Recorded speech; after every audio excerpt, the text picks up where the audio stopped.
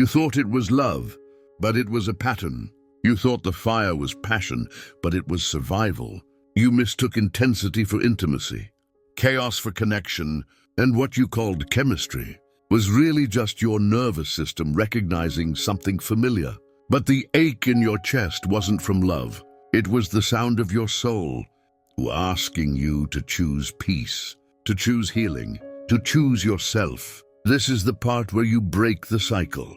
What it means to break the cycle.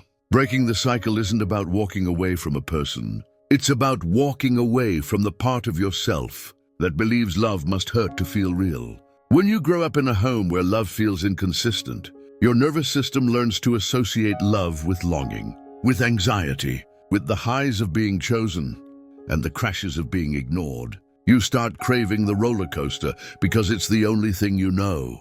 And when someone comes along and offers calm, secure love, it doesn't feel exciting.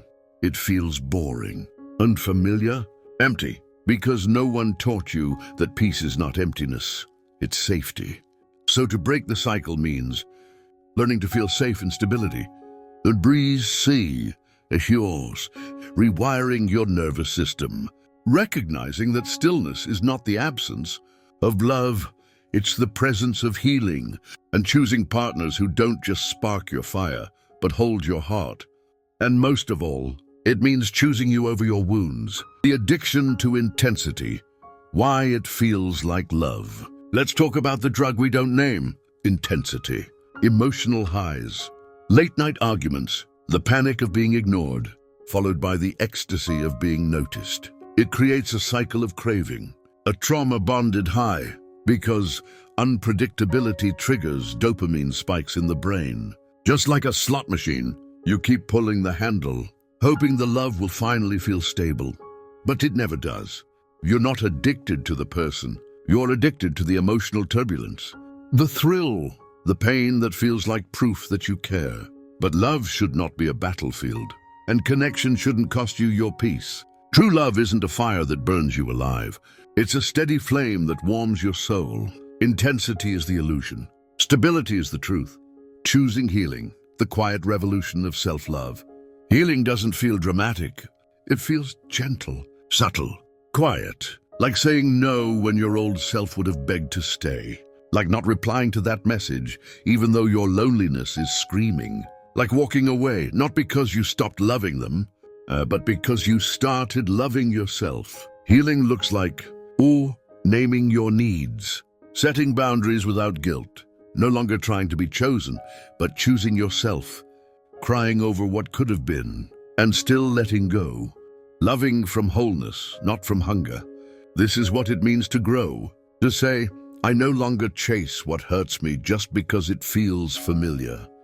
To say, I'm worthy of love that feels like peace, not survival. This is the quiet revolution. Self-love is the new chemistry, and peace is the new passion. What happens after you choose peace? Here's what no one tells you. When you finally choose peace, you'll grieve deeply.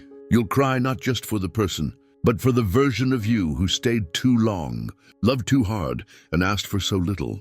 You'll feel lost, because for the first time, chaos is not calling your name, and silence feels uncomfortable. But in that silence, something beautiful happens. You begin to hear yourself, your own voice, your real needs, your true self. You'll start to attract people who respect your boundaries, who bring calm, not confusion, who see your light without asking you to dim it. And one day, love won't feel like anxiety. It'll feel like home, but a real home this time. Not the kind you were raised in, the kind you created, with walls of truth, with windows of clarity, with a foundation of healing. You'll look back at who you were and feel nothing but compassion, because you finally chose peace, and that changes everything. If you're in the middle of the storm right now, if you still feel drawn to the one who hurts you, know this: you are not weak. You are just wired for survival. But survival is not your destiny.